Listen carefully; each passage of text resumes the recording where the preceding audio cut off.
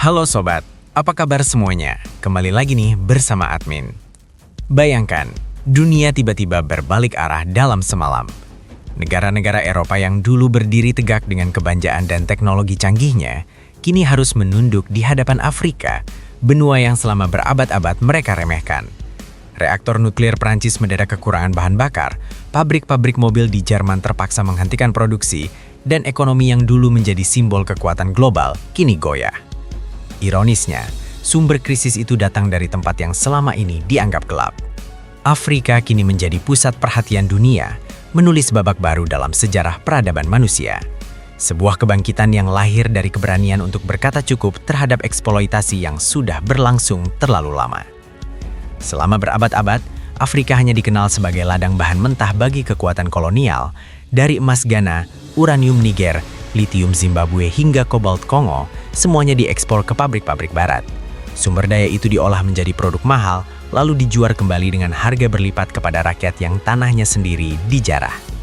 Ironi itu berjalan begitu lama, seolah menjadi hukum alam, tapi kini hukum itu patah.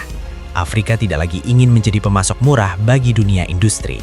Mereka tidak mau lagi menjadi bahan bakar bagi kemakmuran orang lain.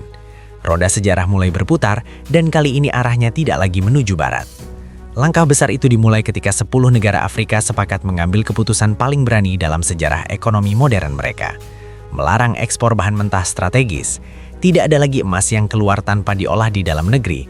Tidak ada lagi uranium murah untuk reaktor nuklir Prancis. Tidak ada lagi kobalt dan litium yang dijual tanpa nilai tambah. Dunia industri terguncang. Harga pasar melonjak, investor panik, dan media barat mulai menulis berita dengan nada ketakutan. Mereka baru sadar, ketergantungan pada Afrika bukan sekedar isu logistik, ini adalah masalah eksistensial bagi sistem ekonomi global. Bayangkan, pabrik-pabrik mobil listrik di Jerman dan Amerika terhenti karena tidak ada pasokan kobalt. Jalur produksi baterai di Jepang macet total, bahkan perusahaan raksasa seperti Apple dan Tesla mendadak kehilangan rantai pasokan yang selama ini mereka anggap stabil. Di ruang-ruang rapat mewah di Paris, Berlin, dan Washington, wajah-wajah serius menatap data ekonomi yang merosot. Mereka baru menyadari bahwa Afrika, benua yang selama ini mereka abaikan, kini memegang kunci masa depan teknologi dunia. Dunia benar-benar terbalik, yang dulu penguasa kini bergantung, dan yang dulu tertindas kini berdaulat. Tentu, kebangkitan ini tidak terjadi begitu saja. Di baliknya berdiri generasi baru pemimpin Afrika yang lahir dari semangat kemerdekaan sejati. Mereka bukan hanya politisi, tapi juga visioner yang ingin mengembalikan martabat rakyatnya. Burkina Faso memutus kontrak tambang emas asing, Mali menutup ekspor uranium, dan Zimbabwe melarang litium mentah keluar tanpa pengolahan lokal. Di Kongo, pemerintah mulai menolak ekspor kobalt sebelum pembangunan smelter nasional. Tanzania pun mengikuti langkah serupa, menahan ekspor untuk menarik investasi pabrik baterai. Afrika sadar, selama mereka menjual bahan mentah, nilai tambah akan terus dicuri.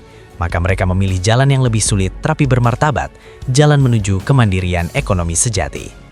Kebijakan itu menjadi semacam bom ekonomi global. Negara-negara barat yang selama ratusan tahun mengontrol pasar dunia kini kelimpungan mencari solusi. Di Prancis, krisis energi mulai terasa nyata.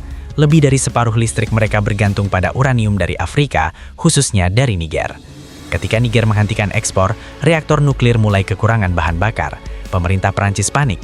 Harga listrik melonjak tajam, pabrik-pabrik logam berhenti, dan ribuan pekerja di Eropa kehilangan pekerjaan.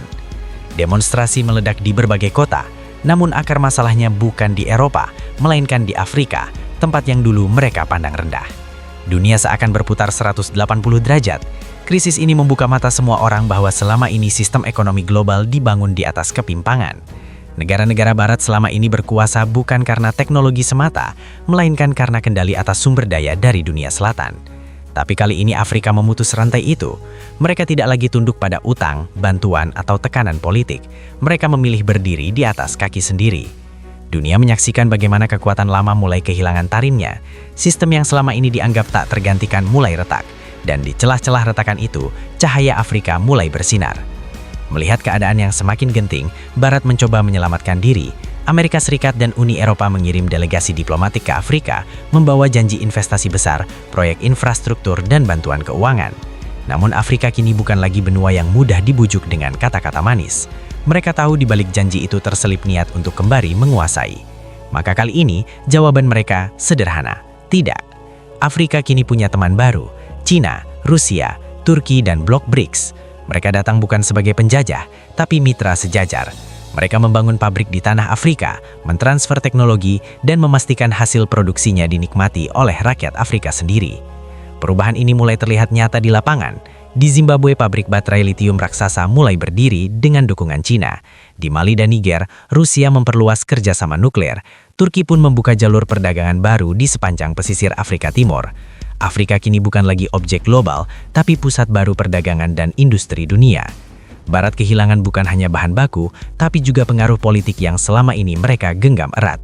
Dunia menyaksikan pergeseran kekuatan nyata dari utara ke selatan, dari barat ke timur, dari tangan penjajah ke tangan yang dulu dijajah. Julukan benua gelat yang dulu dilekatkan pada Afrika kini terasa seperti lelucon sejarah. Karena justru dari kegelapan itulah cahaya masa depan muncul. Afrika kini menjadi pusat teknologi hijau dunia. Kilang logam canggih berdiri di Kongo, pabrik baterai bermunculan di Tanzania, dan proyek energi surya terbesar di Kenya kini menyalakan jutaan rumah. Dunia perlahan sadar, tanpa Afrika tidak akan ada masa depan industri hijau. Tanpa sumber daya Afrika, tidak ada kendaraan listrik, tidak ada revolusi energi bersih, dan tidak ada peradaban modern yang berkelanjutan. Narasi dunia berubah total, bukan lagi Afrika butuh dunia, tapi dunia butuh Afrika. Efek domino dari keputusan 10 negara Afrika itu menjalar cepat. Negara-negara di Asia, Timur Tengah, dan Amerika Latin mulai meniru langkah mereka, menahan ekspor bahan mentah dan memaksa industrialisasi domestik.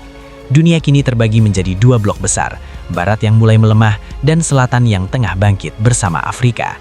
BRICS yang kini diperkuat dengan keanggotaan negara-negara Afrika menjadi kekuatan ekonomi baru tandingan IMF dan Bank Dunia. Mereka membangun sistem perdagangan sendiri, bahkan menciptakan mata uang alternatif untuk mengurangi dominasi dolar Amerika. Ini bukan hanya perubahan ekonomi, tapi revolusi global yang mengguncang fondasi tatanan dunia lama.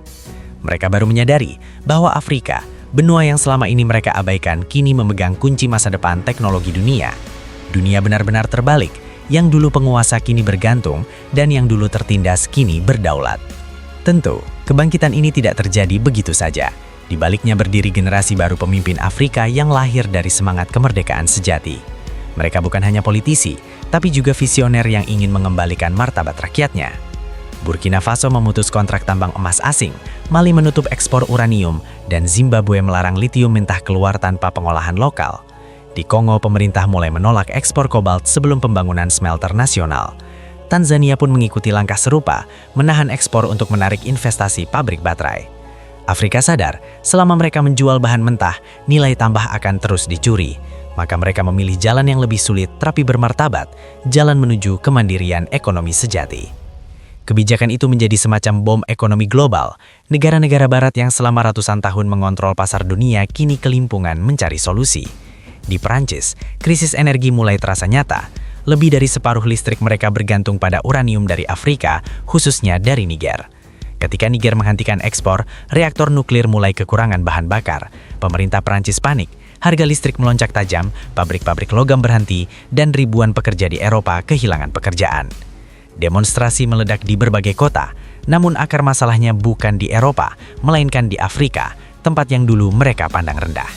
Dunia seakan berputar 180 derajat. Krisis ini membuka mata semua orang bahwa selama ini sistem ekonomi global dibangun